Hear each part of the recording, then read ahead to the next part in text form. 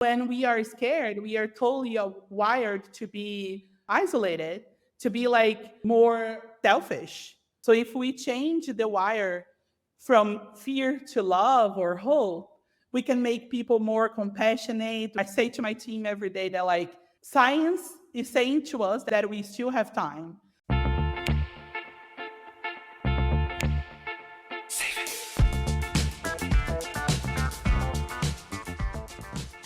You're listening to A Climate Change. This is Matt Matern, your host. We've got a great guest on the show, Kamila Camilo.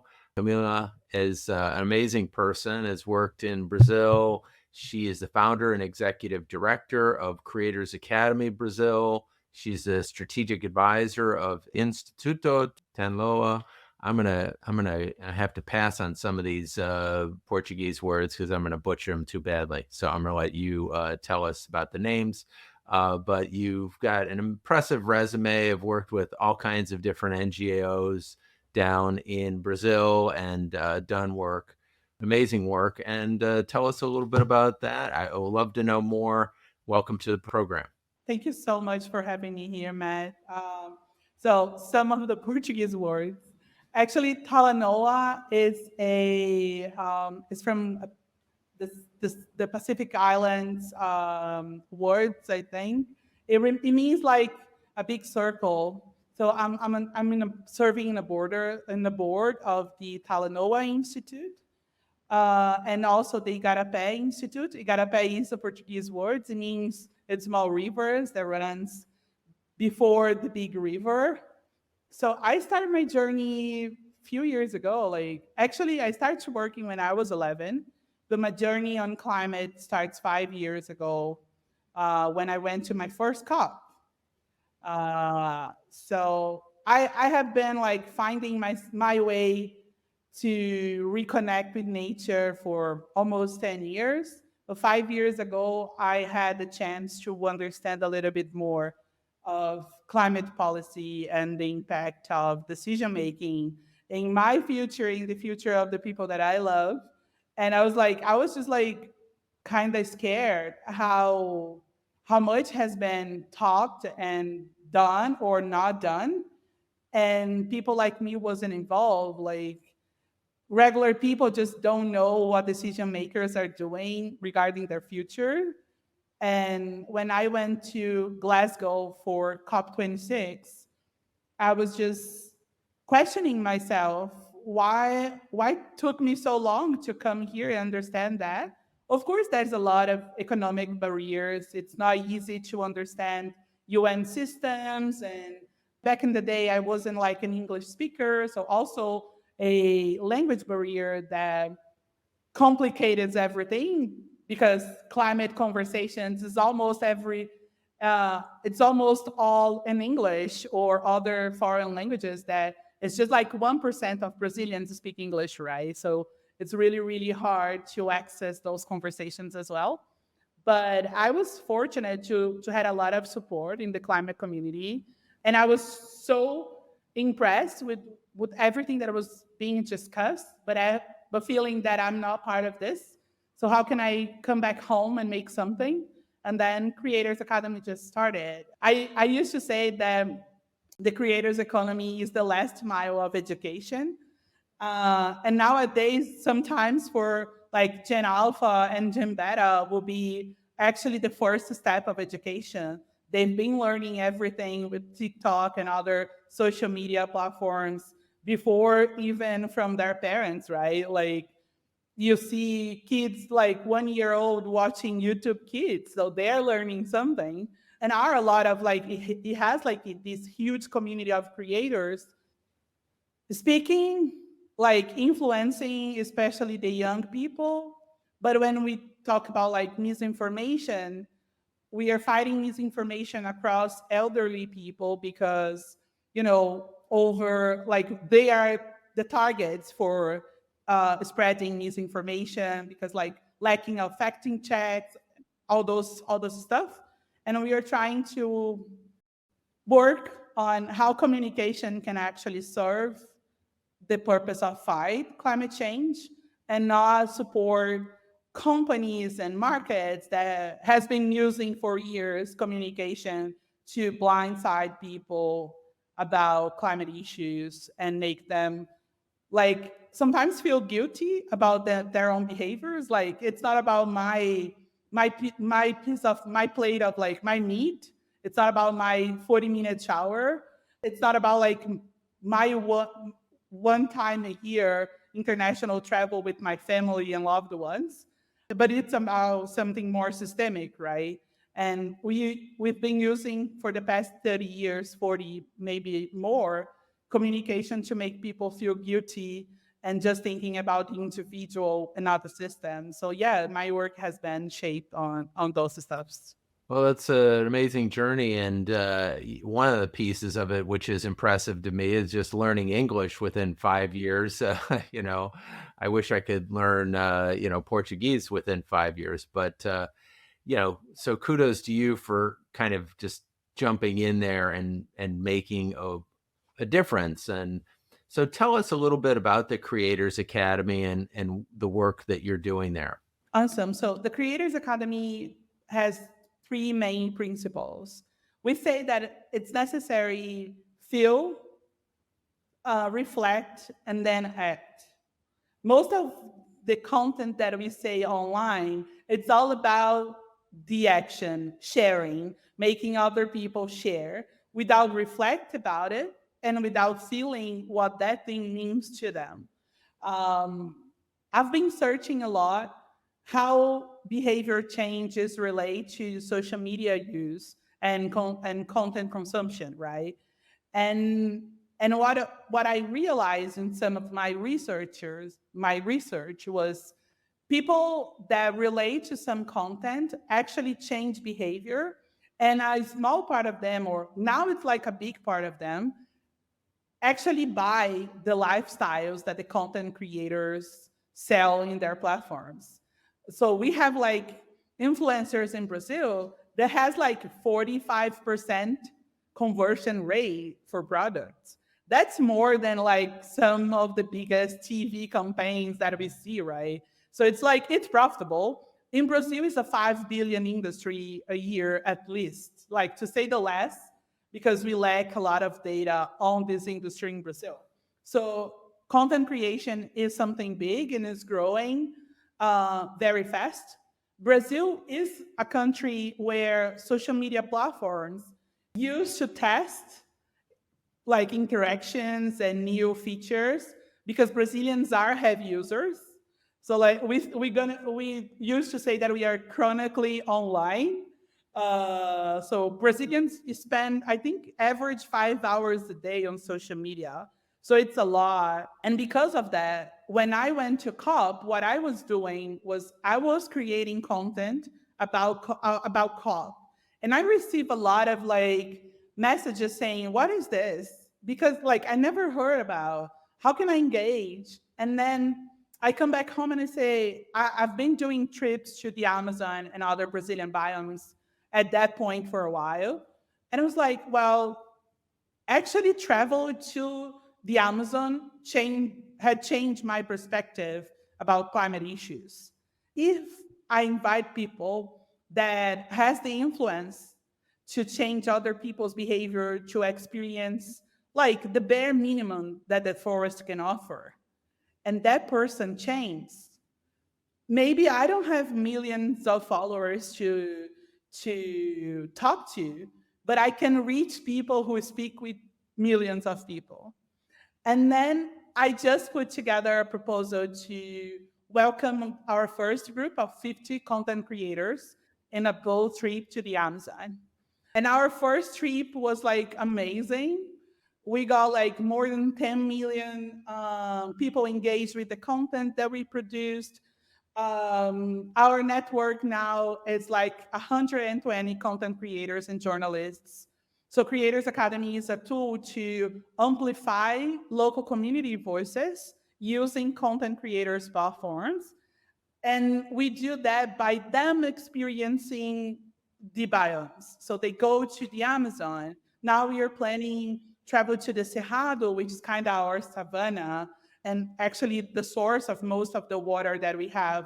The water sources most consume in Brazil came from the Cerrado. So like we are bringing those voices to these places so they can support, raise awareness about it.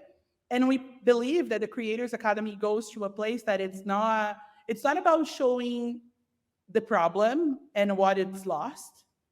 It's showing the state of art. It's showing how beautiful, like how much prosperity they have, how those people live and have well, like how their lives are good, and why their way of living should be preserved. Because most of the creation, the content that we see online, it's all about trauma, right? I was to say that our mission is shift from trauma-based approach communication to emotional-based approach communication. But when I talk about emotion, I'm saying positive emotion. I want to show you not an animal burning in the wildfire, but actually a reserve that has been taken care of for local communities, and a true partnership between companies, governments, and local communities. Because we just use media to make people more concerned and scared. And when we are scared, we are totally wired to be, how can I say, isolated, to be like more, we just go to a place, we are more like, we became more kind of selfish. When we are scared, it's all about like, how can I preserve myself? It's all about self-preservation, right? So if we change the wire from fear to love or hope, we can make people more compassionate, we can support them and supporting others.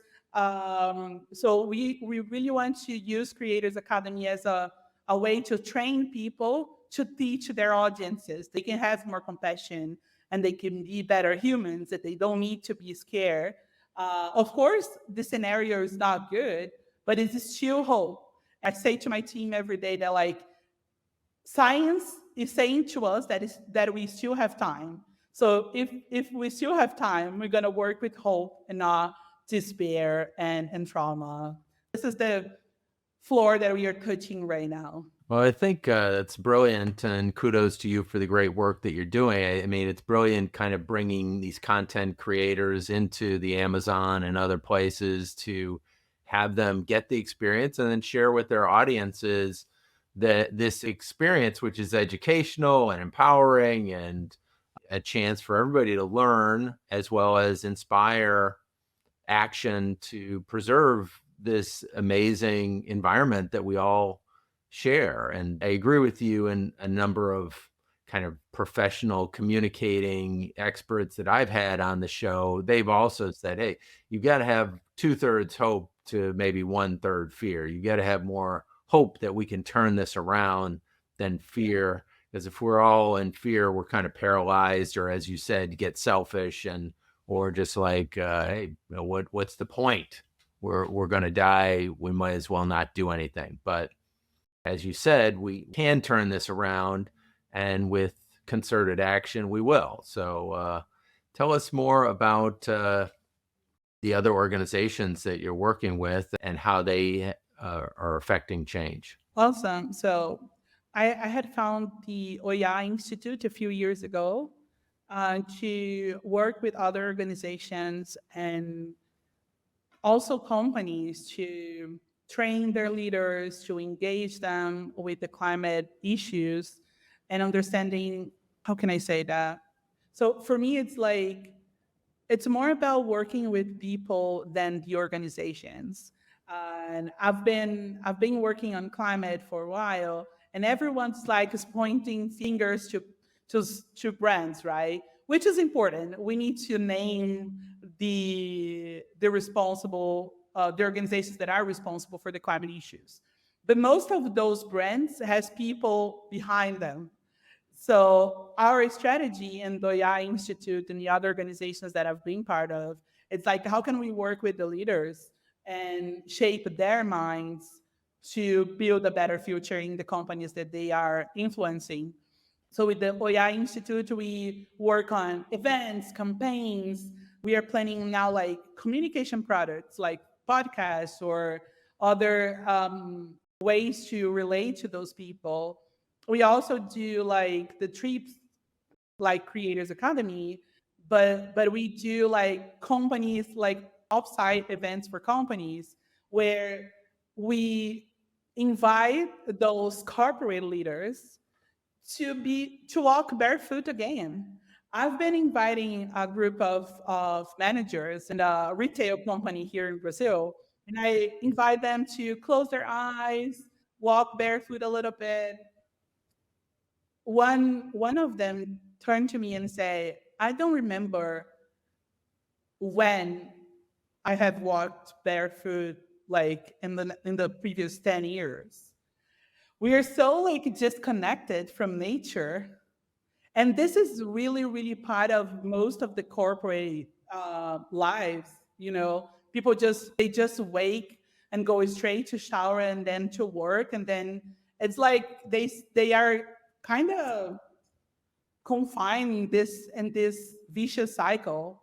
And I really believe that like as soon as we support people to remember that they are part of nature and the human beings are actually crucial for biodiversity, we can turn their behavior in something that is better. They will do better choices. They will develop new processes or review the process they are working with.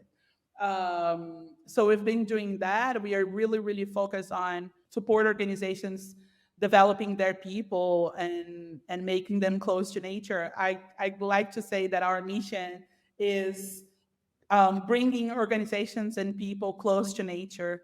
And if we do that, like by talking to them, it's like it's one conversation at a time, right? Like, I don't believe that I can change the world or like just by myself.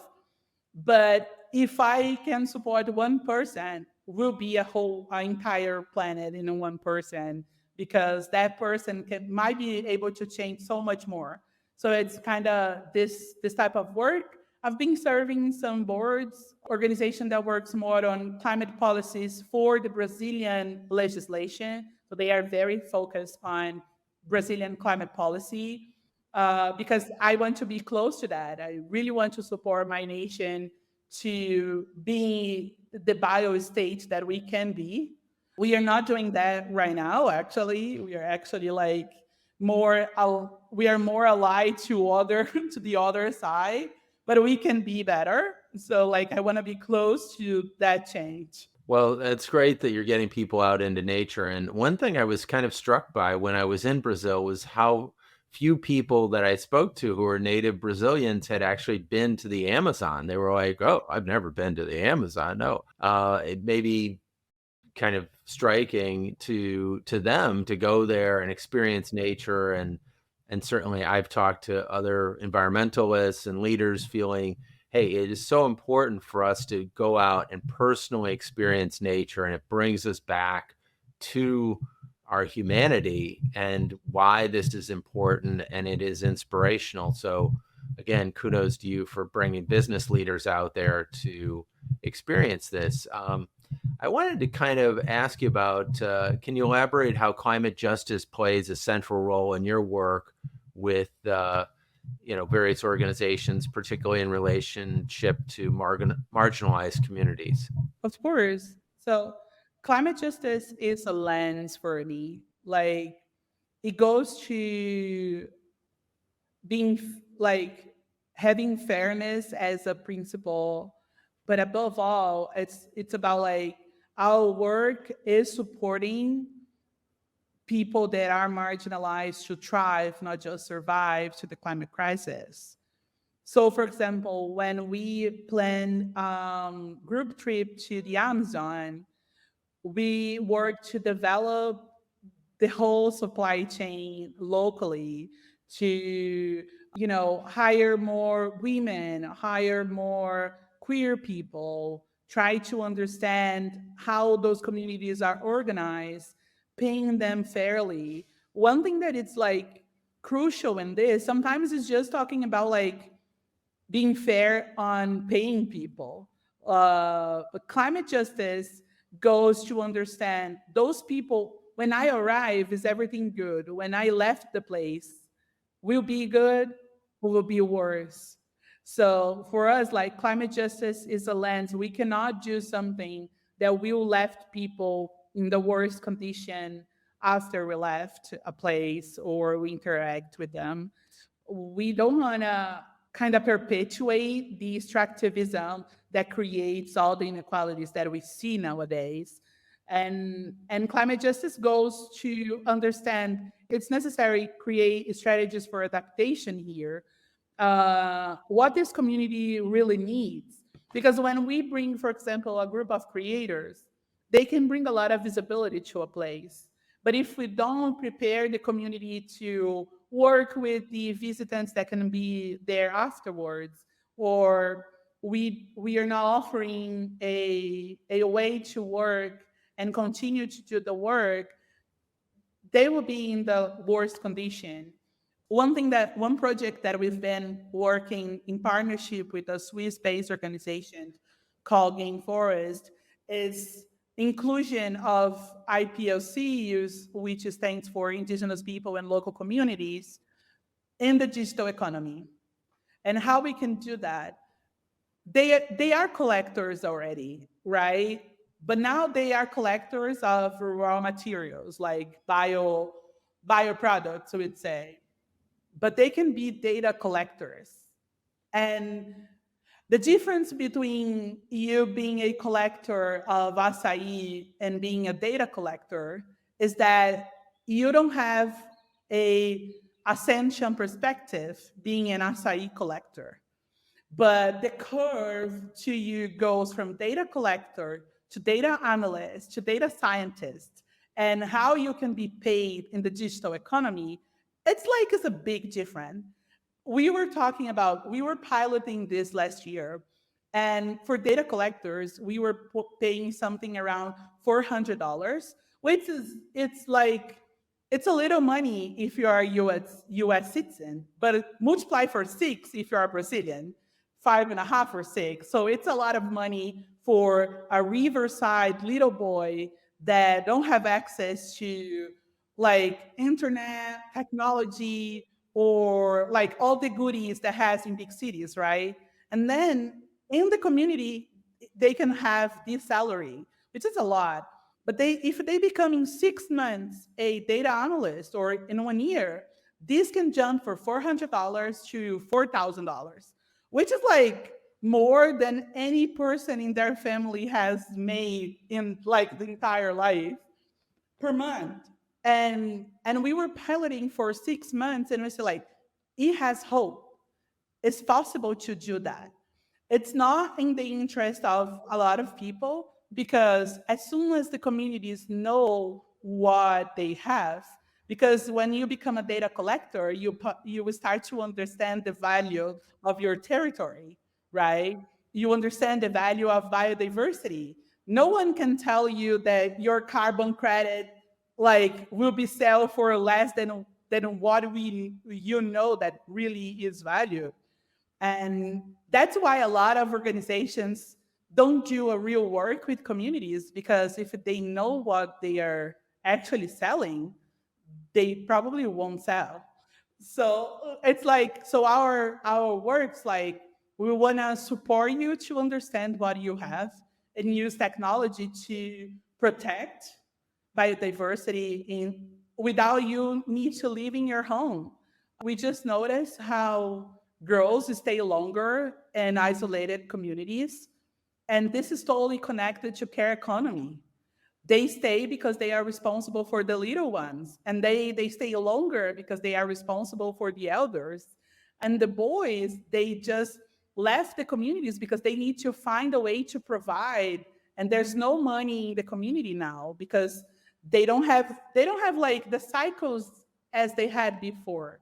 I was like a small parenthesis here. I was living in Nebraska last year for 2 months.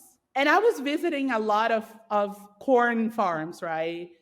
And talking to the farmers, they were saying to me like, I've been seeing early seasons every year. Each after year, the seasons are changing. So if in Nebraska, where they have access to technology, a like a massive uh, access to water, they are feeling the difficulty. Like now Nebraska is a fire state. Like every year, thousands of acres has burned. People just don't know. And the wind patterns change, and it has like increasing the wildfires there.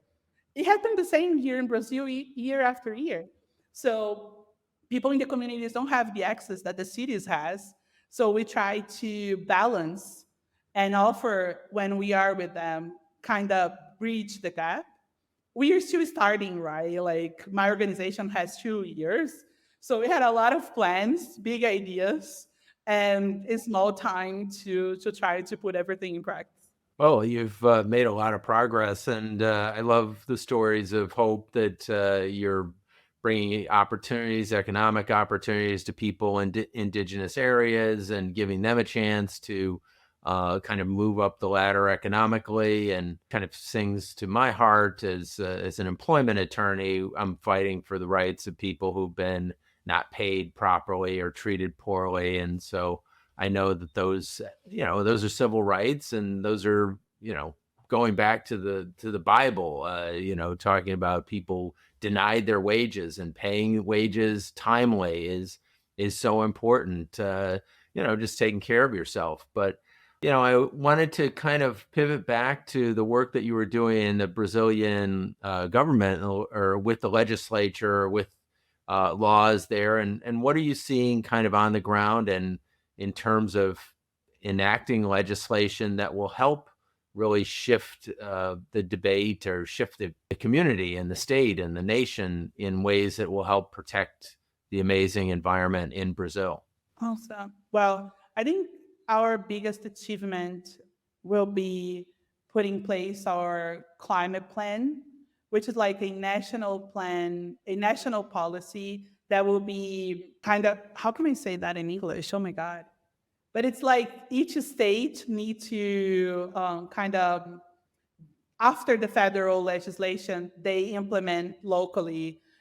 So we are now, for the first time, having something that will drive this Brazil plan of being a bio state. Naturally, we rely a lot on our natural resources, and we've been selling that to the global community.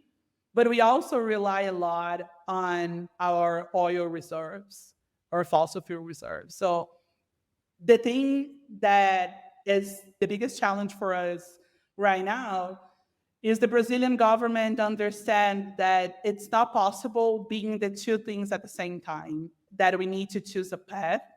So we want kind of like it's not possible have it all, right? So our government understands now that they can have it all, and the climate movement is fighting on the policy and like advocacy part on saying to the government, no, it's not possible, but we have a chance to stop deforestation. So first way like movement from our government now was like they are really engaged on stop deforestation. The numbers are dropping in the Amazon.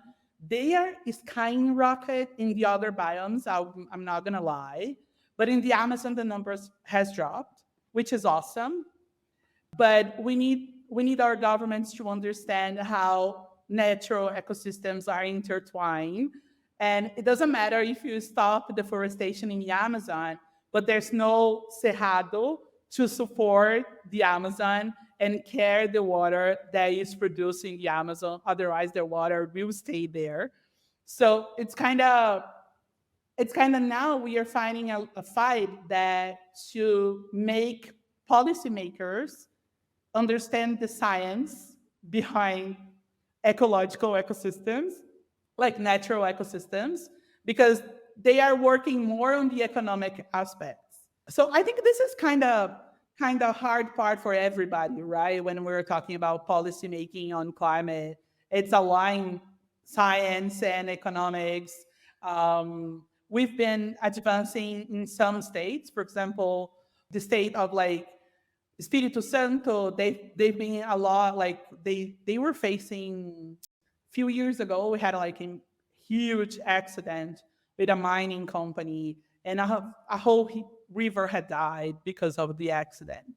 And in the state of Espírito Santo, they've been working very hard to treat the river and support the families. And they've been an example for other states to develop like policies regarding like the precautions with mining companies. So like mining projects and pipelines. So kind of these kind of policies are advancing right now. We still face a challenge of like understand that we need to phase out from fossil fuel. Brazil is I think I think we are in fourth place as like the largest emitter of like greenhouse gas emissions. I think Brazil is the fourth or fifth one right now, and we should pay our part in this, right? Like, So yeah, I didn't see a whole lot of solar or wind or electric cars while I was in Brazil, and of course, I would think that you have tremendous solar potential in Brazil because it's such a sunny place, and I would assume wind as well. Why is it that I'm not seeing that, and are there plans to change that? yeah, I would say that for two main reasons. First, our energy were developed mostly on hydraulic power. And then our matrix, like in the last 20 years, has increased in wind and solar, but it's still for like, I think it's less than 15% of our matrix goes for wind and solar. It's mostly hydraulic energy. So like we've been building these structures all over the country for the hydroelectric ones. So which has a negative impact. Is considered a clean source, but the side effects of a hydroelectric being put in place, it's a lot. We don't have, to be honest with you, just like my perspective and some that I've been reading about regarding we're not adopting a lot of EVs right now, goes because we don't have infrastructure to have like long distance travels by car. So that's a lot of like infrastructures for the EVs because our country is continental, right? And most of the logistics are doing by trucks, for example.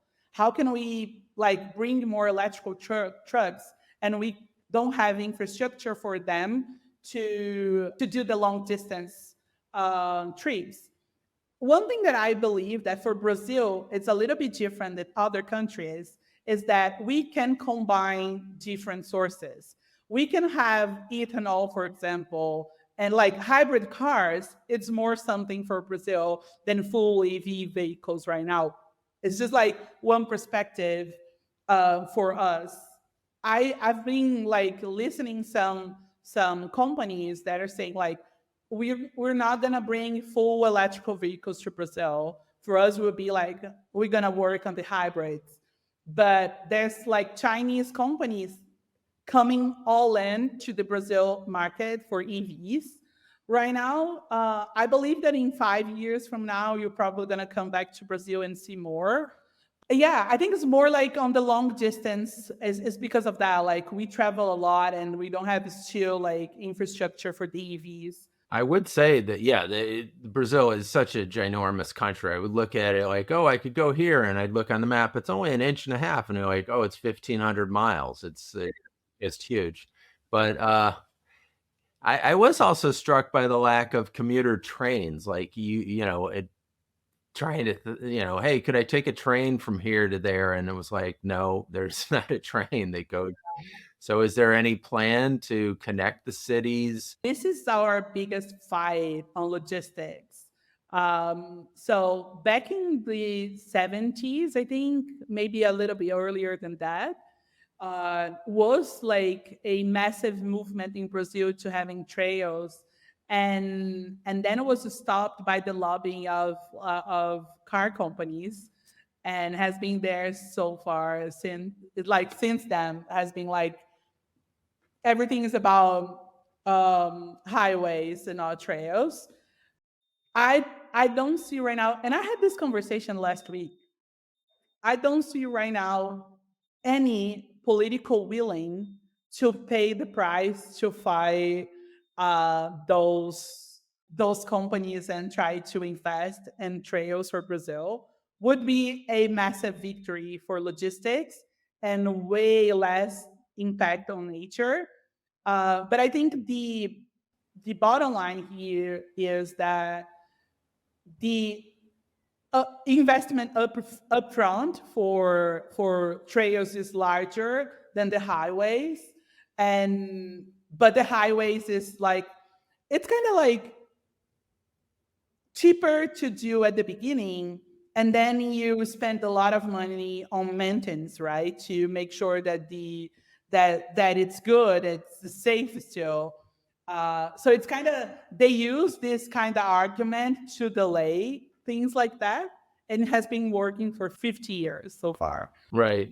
Well, certainly, I could see the challenges of having a rail system in Brazil because it is so large. But there are rail systems in other large countries, and they seem to kind of operate. So hopefully, that will take hold at some point in time.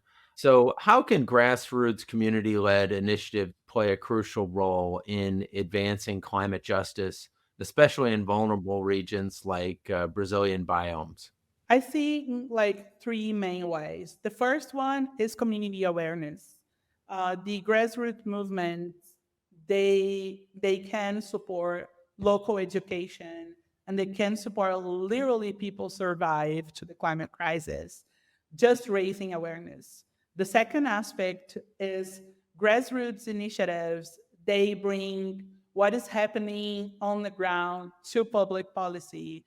And if we, as like, if governments are wired to actually listen those movements, the policies can be more precise and more like effective. So I think there's this component of co-design of policies, projects, everything. And the third aspect for me is actually like engagement and building movement for the long run. Grassroots movements, they are all about collective action. It's about collective responsibility. So when we empower communities to work together to co-design solutions, they can actually work for the solutions last longer. Like there's tons of studies saying that there's no policy or project like that is implemented without community participation that lasts. So grassroots movements, they can support climate projects to go longer and stay for more time in place, and actually has impact.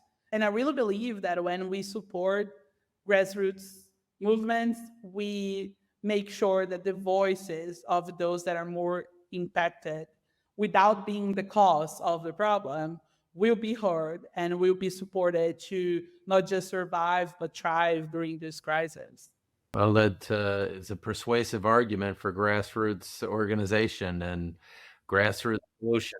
So, So sorry. I would say that like a lot of the vision that is, I don't know, I think we choose to picture grassroots movements as disorganized, just the screamers. It's all about the protests. But what I've been seeing is that they actually do the protest, but they are more community organizers than protesters. Sometimes we picture the protester as the only builder of a grassroots movement, and it's not that way. Things are combined. We need people on streets screaming. Definitely we need, because those voices are also important to make sure that more people are listening. But the larger group of doers, they are moderate people working silently, right? So that's why I took the river lesson. So movement in rivers, it starts way below. Like at 6 o'clock, you look to the river and it's a mirror. There's no movement and the surface. But below, there's a lot of things happening, right? If you stay there and you observe the changes, in 2 hours from that, you're going to see waves all over the river. So it's like, I do believe that grassroots movements are empowered that way. Most of the time, we are looking to the surface and maybe listening some groups screaming. And we are not paying attention to that because as humans, we are not wired to respond to screaming. Actually, when we hear screaming, our inner child just turn off the noise, and think about other stuff. There's a lot of working happening below the surface. And I think we should, as any organization or corporate leader, or like if you know that you have influence in any aspect of your life, look below the surface to understand the grassroots movements and how they are actually working. Because, the campaigns are just a small part of a large work that has been done before. So well said. Tell our listeners how they can stay in touch with you and check out your social media and follow you and contribute to what you're doing. Yeah, you can find me on all social media as Kamila Camilo, Camila with K, and I'll be more than happy to talk to you. I've been doing content and bilingual, so if you're an English speaker, you're gonna understand what I'm saying. There are subtitles in English, and yeah, let's stay connected. I think we can fight climate change together.